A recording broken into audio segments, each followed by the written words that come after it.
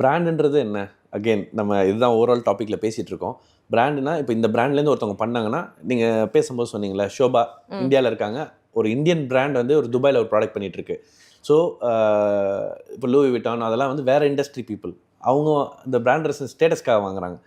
அது இப்போ நான் அந்த பிராண்ட்லேருந்து என்ன குவாலிட்டி ஸ்பெசிஃபிகேஷனில் வாங்குறோன்றது ஒரு பிராண்ட்ஸ்லாம் நம்ம இப்போ ரோலெக்ஸ்லேருந்து ஒரு வாட்ச்னு சொல்லிட்டா நீங்கள் அதோட ஸ்பெக்கு கேட்பீங்களா?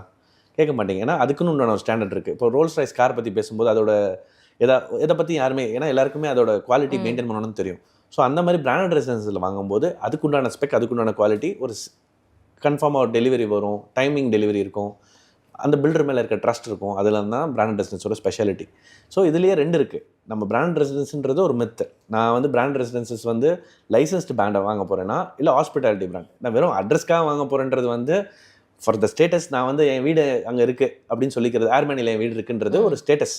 பட் இல்லை என் பர்பஸ் ஆஃப் பிராண்டட் ரெசிடென்ஸ் வேணும், எனக்கு ஸ்டேட்டஸும் வேணும், எனக்கு அதோட பர்பஸ் வேணும் அப்படின்றது ஒன்று இருக்குது. அது என்னென்னா எனக்கு செஃப்போ எனக்கு வீட்டில் வந்து மெயின்டெனன்ஸோ சர்வீஸோ எல்லாமே எனக்கு வீட்டில் ஒரு 5 ஸ்டார் ஹோட்டல் மாதிரி நடக்கணும்னு நினைக்கிறது hospitality partner. So according to the need நம்ம அதை ஃபுல்ஃபில் ஆகுது.